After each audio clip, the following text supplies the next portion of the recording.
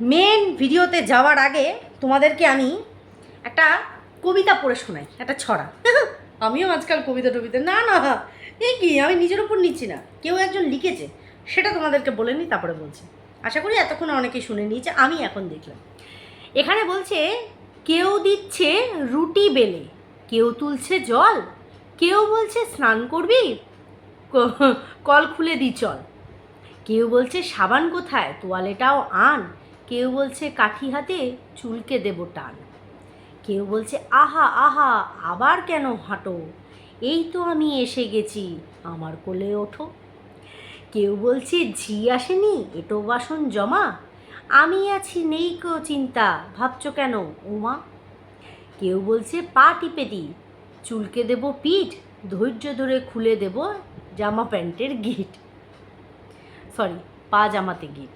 আচ্ছা, কেউ বলছে বাজার করি, কেউ করছে রান্না, কেউ বলছে বাতাস করি আরাম করে খান না, মাছ কুটে দিই ডাল বেটে দিই ঝুল ছেড়ে দিই ঘরে, ভাবছে সবাই এরা কারা কেন এমন করে, এই না দেখে ভগবানও না পেরে আর সইতে, আকাশ থেকে মুখ বাড়ালেন মনের কথা কইতে, আকাশবাণী শুনল সবাই, কি শুনল?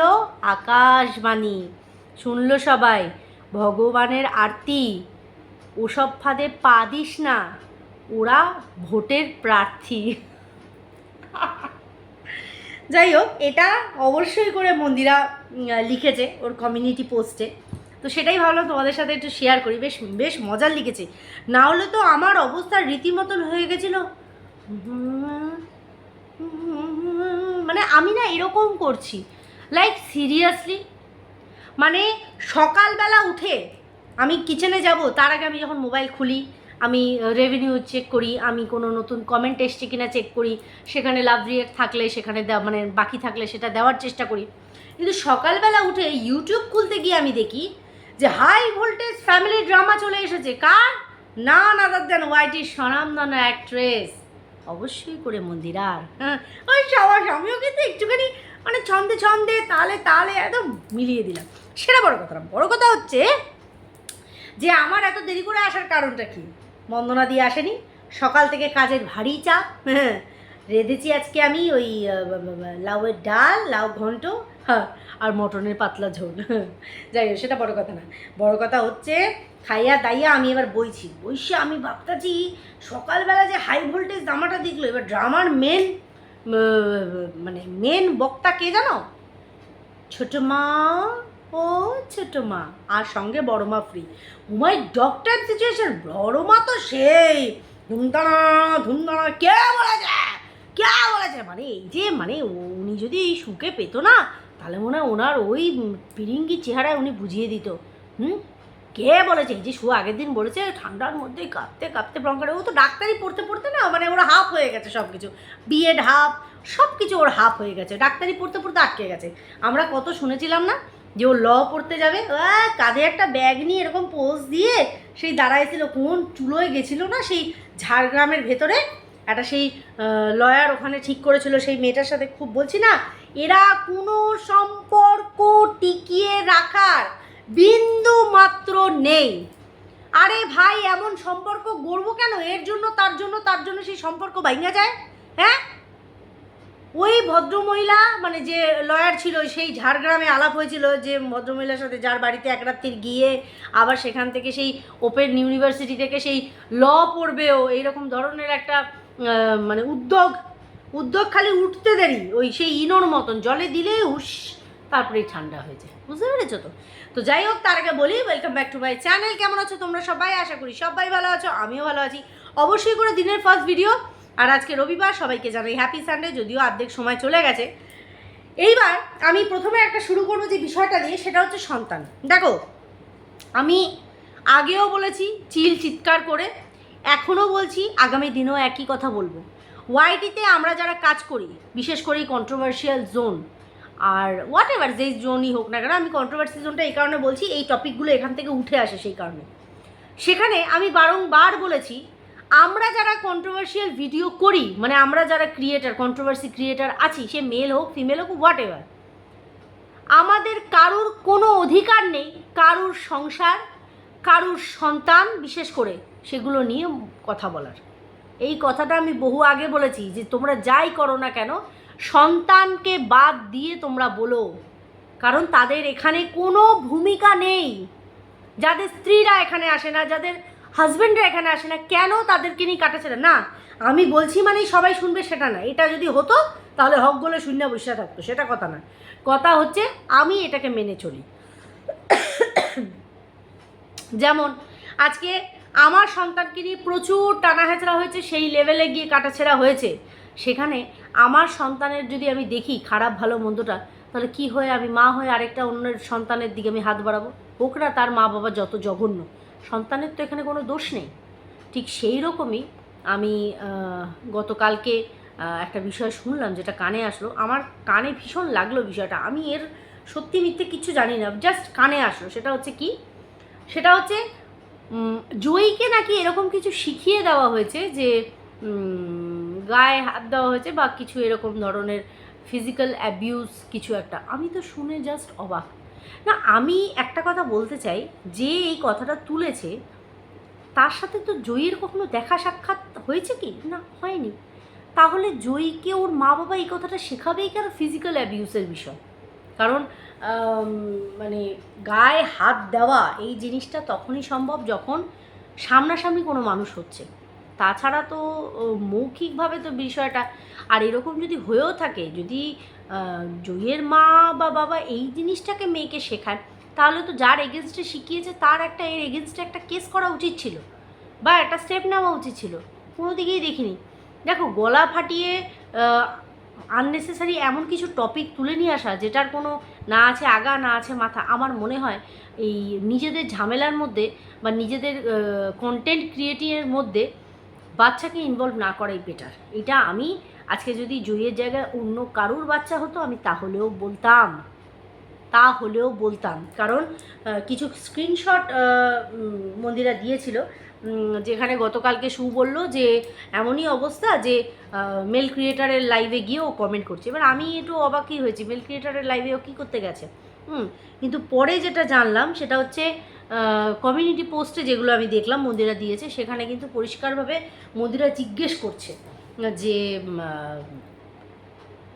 তুমি যে কথাটা বলছো তার কোনো প্রমাণ আছে, তুমি কি সত্যি কথা বলছো? আমি কিন্তু এরকম ধরনের কিছু বলিনি। এই ধরনের কিছু জিজ্ঞাসা করে কোনো রিপ্লাই আসেনি। কেন রিপ্লাই আসেনি? আমার এটা আরেকটা প্রশ্ন। যখন সেই বাচ্চার মা খোদ গিয়ে ওপেন লাইভে প্রশ্ন করছে তখন কেন উত্তর দেওয়া হচ্ছে না? এটাও একটা বড় প্রশ্ন।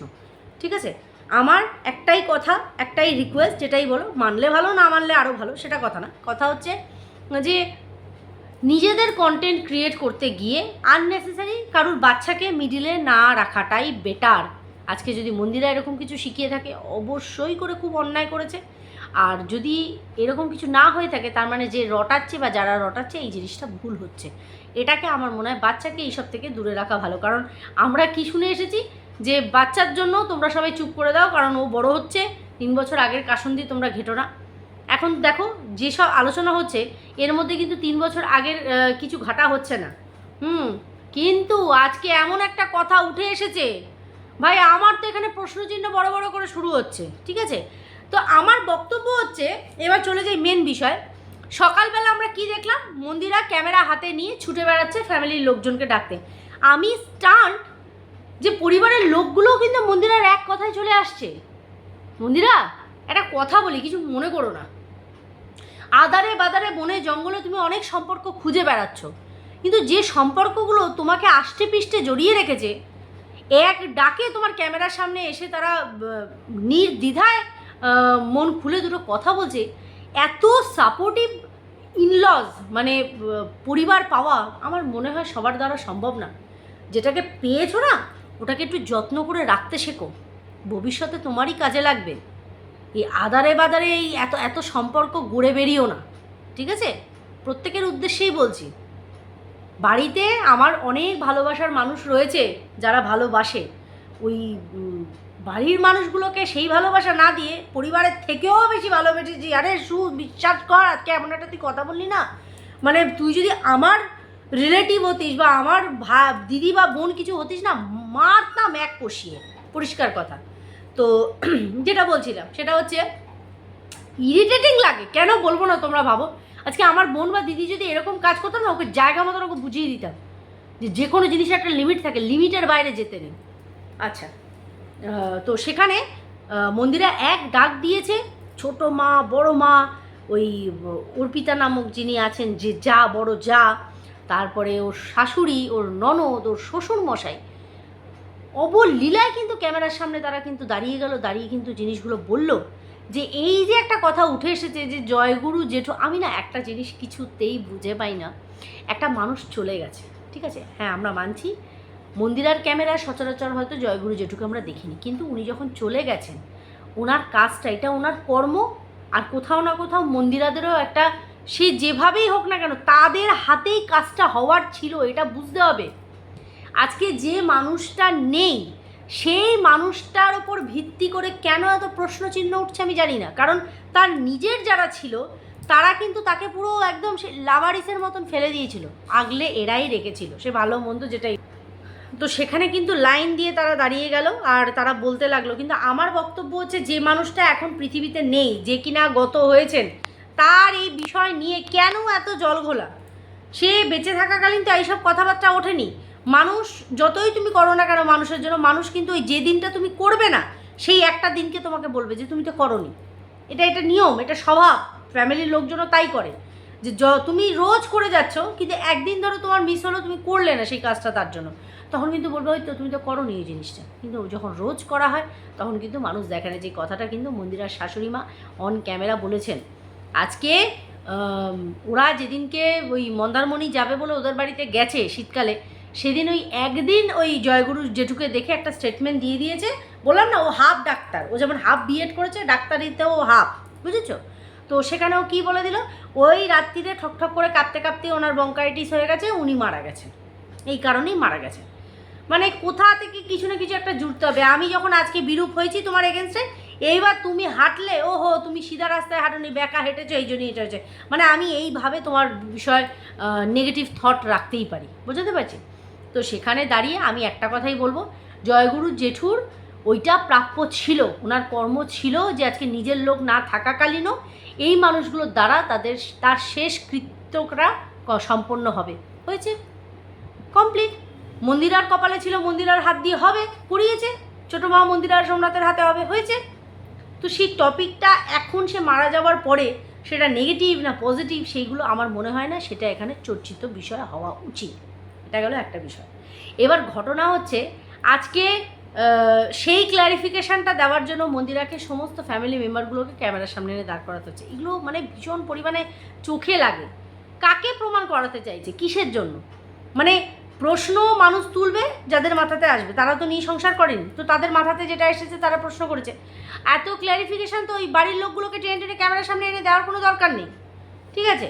তো এটা তো গেল একটা বিষয়। তারপরে তো যত জ্ঞানের বাণী মন্দিরা নিয়ে বসলো। বিশ্বাস করো এই যে 2 দিন ধরে যা হচ্ছে, শুয়ের প্রতি যতটাই মানে বিরক্ত লাগছে ততটাই মন্দিরাকে দেখেও আমার লাগছে। আমি মন্দিরাকে দোয়া তুলসী পাতা আমি কখনোই বলবো না। এই যতদিন প্রথম থেকে মারুর এগেনস্টেও বলে যাচ্ছিল তখন ওদের কোনো টনক নড়েনি যে এবার প্রথমেই মানে শুরু হওয়ার স্টার্টিংয়ে ওকে বারণ করে দিন না। যখন মারু কনসিভ করলো তখন এরা বুঝলো যে কন্ট্রোভার্সি ক্রিয়েটাররা পরিষ্কারভাবে বলে দিয়েছে যেভাবে ভিডিও চলছে আজকে কোনোভাবে যদি ওর শারীরিক কোনো বেগতিক ঘটে তখন কিন্তু চেপে ধরা হবে। আর মাঝখানে তো ইনক্লুড হচ্ছে মন্দিরা সোমনাথ, কারণ ওদের দুজনকে মাঝখানে রেখে রেখে মারুকে দুটো কথা বলছে, যেটা ওরা প্রথম থেকে বারণ করেনি, কিন্তু যখন দেখলো বেগতি তখন বারণ করলো, তখন শোনেনি। ভাই তুমি না নিজেকে একটুখানি বস বেশি ভাবো নাকি? এটা মন্দিরার উদ্দেশ্যে আমি বলছি, মানে নিজেকে মনে করো হত্যাকর্তা বিধাতা, তুমি বলবে না আমি ভালোবাসি তোকে ভালোবাসতেই হবে, মানে এটা। আর গোল্ডি দিদির তো প্রচুর সময়, প্রচুর ওনার সময়, আমি অবাক হয়ে যাই। তার 2 সন্তান, হ্যাঁ, তার তো মানে দম ফেলার সময় থাকা উচিত না, কিন্তু ও এত সময়, এদের এত সময় যে এরা ঘন্টার পর ঘন্টা ওই গ্রুপ কলে চ্যাটিং, হ্যাঁ, গ্রুপ কলে ভিডিও কলে রিল্যাক্স গ্রুপ, বাবা গো রিল্যাক্স জোন, মানে রিল্যাক্স হওয়ার জন্য ওই ফোনটাকে ইউজ করে জোনে আসতে হয়, তারপরে গিয়ে রিল্যাক্স হবে। বাবা বিশাল রিল্যাক্স হচ্ছে না এখন হচ্ছে না। তারপরে কি 5 সোল সিস্টার, ওরে বাবা, মানে রাখবো কোথায়? এইরকম তো ভাবতে ভাবতে আমি দেওয়ালে মাথা ঠুকি গিয়ে, তারপরে তো আরও 2 গ্রুপ বেরিয়ে এসেছে, হ্যাঁ। আমার 2 ছেলের 2টো আলাদা আলাদা গ্রুপ, সঙ্গে আবার খেলার গ্রুপ। আমার মনে হয় সব কটাকে হাঁটিয়ে দিই, কারণ ফোন একবারে হ্যাং হয়ে যায়। গ্রুপে মেসেজের পর মেসেজ, মেসেজের পর মেসেজ। আর এখানে দেখছি একটা আড্ডা না, উড়িয়ে বাবা সেই লেভেলের ভালোবাসা, রিল্যাক্স জোন, 5 সোল সিস্টার, আবার কি বৃদ্ধাশ্রমের কি যেন আবার, বাবা গো আরেকটার কি নাম ছিল, ট্রাস্ট। ট্রাস্টেরই একবারে মা মাসি পিসি সমস্ত কিছু হয়ে গেছে। যাই হোক, সেটা বড় কথা না। বড় কথা হচ্ছে যে মন্দিরার ওই ভিডিও আসার পরে তারপরে দেখলাম যে আমাদের স্বনাম ধন্যা, যে কিনা দালালিতে এক্সপার্ট, কিন্তু ওনার দালালিটা উনি বলতে চাইছেন যে ভীষণ পরিমাণে ভালোবাসা, ভালোবাসা না ভালোবাসা, বুঝতে পারছি, ভীষণ ভালোবাসে বোনেদেরকে। সেই ভালোবাসা থেকে তার মনটা, দেখো এইটা তো বাস্তব কথা যে ওর সাথে বিট্রেমি হয়েছে, ঠিক আছে। হ্যাঁ, এবার ঘটনাটা হচ্ছে কী জানিস শু, আজকে এই যে তুই কষ্ট পাচ্ছিস না, বুঝতে পারছি, তোর ওই যে বিধ্বস্ত হয়ে রয়েছিস, তোর ওই উথাল পাথাল যে হচ্ছে একটা বোঝা যাচ্ছে, কিন্তু ঘটনাটা কি বলতো, যখন নিজের মানুষগুলোর সাথে এইরকমভাবে বিট্রেমি করা হয় না, তখন তাদের এরকমই খারাপ লাগে। তুই একটা অনেস্ট গ্রুপের মধ্যে তুই বিলং করতিস, জানিস তো, যে অনেস্ট গ্রুপের মানুষগুলো তোকে ভীষণ ভালোবাসতো। তোর একটা সফট জায়গাকে তারা এতটাই সিরিয়াসভাবে নিয়ে নিয়েছিল, তোকে কেউ অ্যাটাক করার আগে দল বেঁধে পিছে পিছে 10 থেকে 15টা ভিডিও নামতো আলাদা আলাদা চ্যানেল থেকে। মানে হিমশিম খেয়ে যেতাম, সেই সময় ছিলাম মানে মোটামুটি আমি একা, যে কিনা তোর এগেনস্টে ভিডিও করতাম, মানে ছিঁড়ে খাওয়ার জোগাড়। সেই গ্রুপটাকে তো 2 মিনিট লাগেনি লাথ মেরে সেখান থেকে সরিয়ে দিতে। তাদেরও তো খারাপ লেগেছিল, কারণ তুই নিজের স্বার্থটা দেখেছিস। তুই ছুটে মন্দিরার ওই সময়কার ওই কর্মকাণ্ডের মধ্যে তুই চলে গেছিস।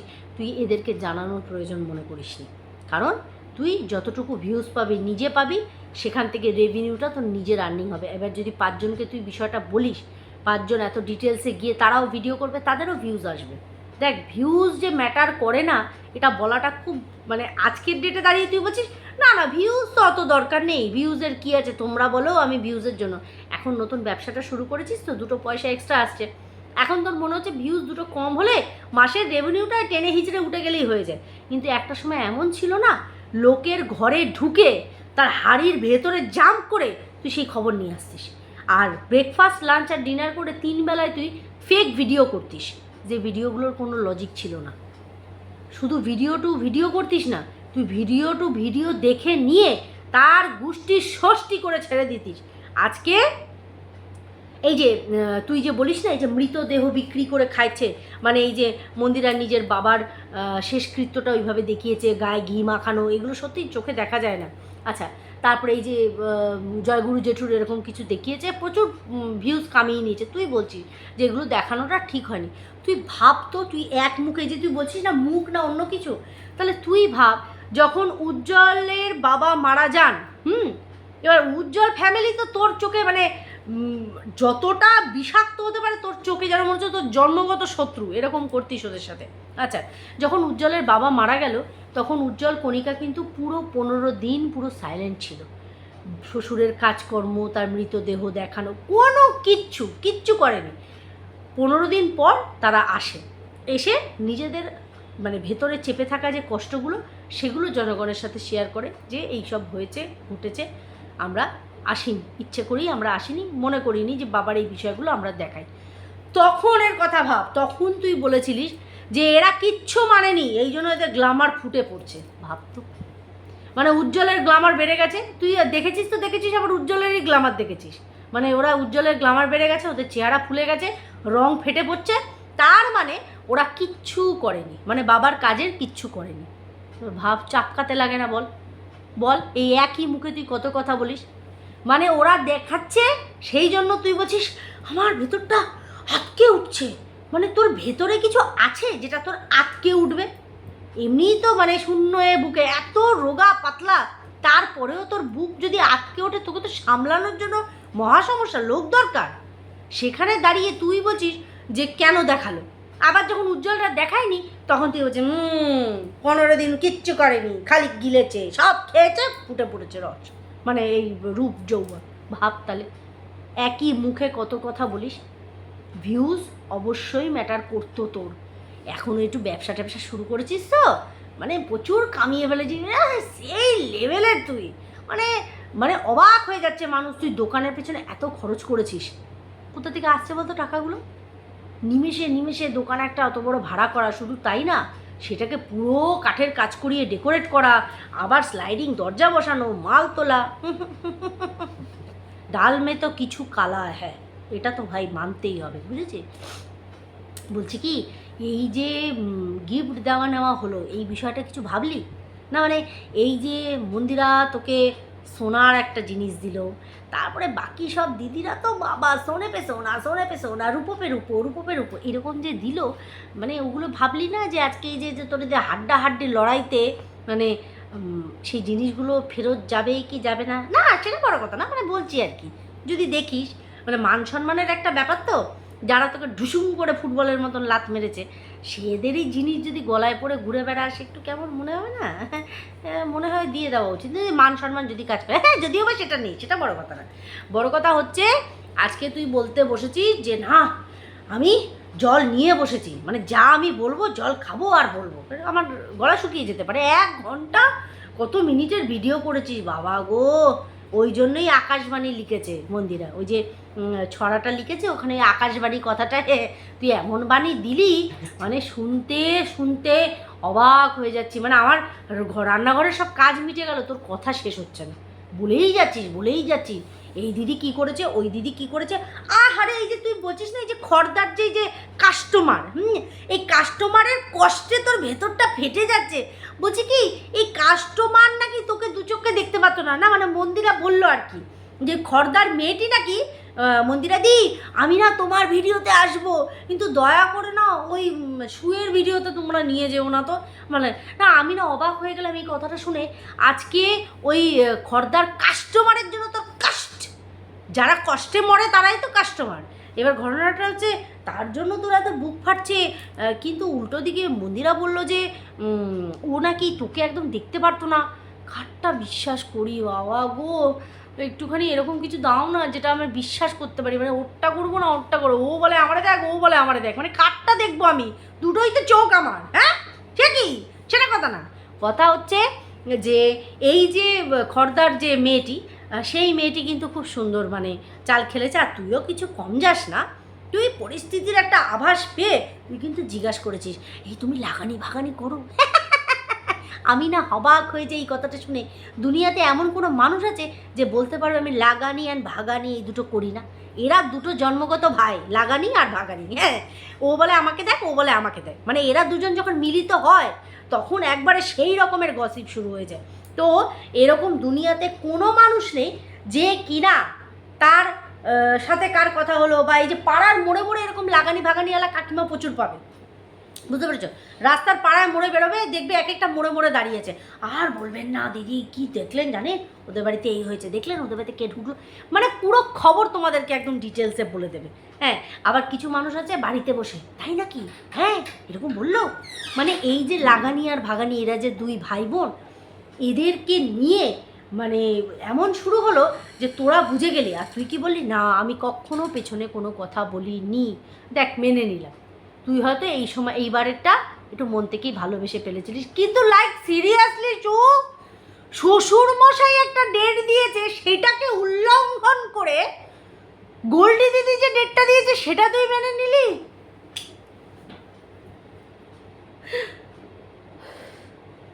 আমার না শরীরটা ভীষণ খারাপ করছে, বিশ্বাস করো।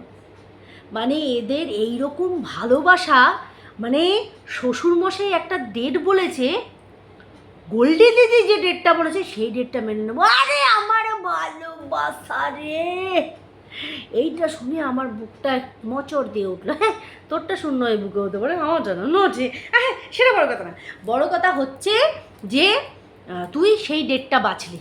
হ্যাঁ আচ্ছা, সেই ডেটটা বাছলি, সেই ডেটে কাজ হলো, কিন্তু তুই আভাস পেতে থাকলি যে নিশ্চয়ই মানে কি বলবো, ভেতরে ভেতরে এমন কিছু হচ্ছে, ওই গ্রুপে অন পাচ্ছি, হ্যাঁ এই গ্রুপে ঠিক হচ্ছে না, তোর মনটা খচ করে উঠলো। মনটা যেই তোর খচ করলো, ব্যাস তুই ঝপাং ফুক করে ওই খর্দার কাস্টমার পায়েল, আরে এই পায়েলটা দুটো পায়েল আছে এটা তো আগেই শুনেছিলাম, মানে এখানে আবার আলাদা করে আবার নাম না নেওয়ার কি আছে?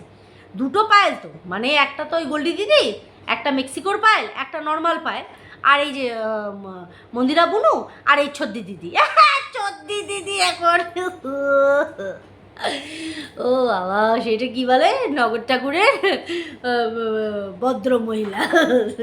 সেটা বড় কথা না, মানে এই যে সম্পর্ক তোদের, ছনসে যে টুটে কোই সপনা, जग सुना सुना लगे, जग सुना सुना लगे, कोई रहे ना जब अपना। মানে এই এক একটা গান না বেরিয়ে আসছে, কিন্তু এই যে তুই যে একটা গান গাইলি, বেলা শুনছো চাকরিটা আমি পেয়ে গেছি, হ্যাঁ কেউ আর আটকাতে পারবে না, গানের মানে মামাসি করে দিচ্ছে তোমরা, সেটা বড় কথা না। কিন্তু এই যে ঘটনাটাও বলে গেল, চাকরিটা আমি পেয়ে গেছি বেলা শুনছো, আর কেউ আমাদের আটকাতে পারবে না।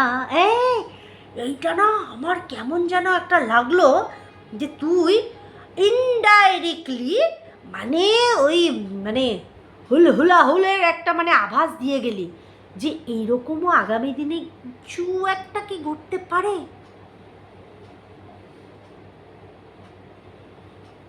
তোরা কি খতরনাক রে, তোরা কি মারাত্মক, হ্যাঁ মানে সম্পর্ক ভাঙতে পারেনি, আবার কি বলছিস এমন কিছু আছে যেখানে তোর সংসার আমার সংসার ভাঙতে পারে, সেগুলো না হয় না বললাম, কি আছে এমন যাতে সংসার ভাঙতে পারে? লাইক সিরিয়াসলি শু, বাবা তোরা তলায় তলায় কত কি করিস রে, আবার স্বামীগুলোরে নিয়ে বইছিলিস নাকি? দাদা নো নমস্কার, খবরদার বলে দিলাম, একদম আমার কাছে সম্মান আশা করবেন না, আপনি আমার কাছে সম্মান আশা করবেনই না, করবোই না আপনাকে সম্মান আমি, হ্যাঁ।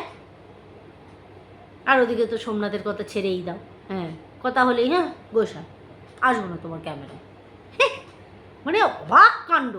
এরা একটা না চারটে গ্রুপ, একটা হচ্ছে ওই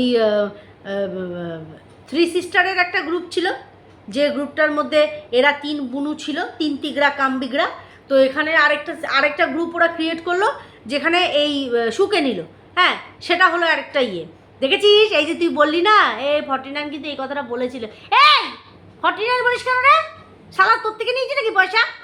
49 করছে, নাম ধরে রাখতে হবে, শেয়াল ডাকবি তবু ভালো, 49 ডাকছে।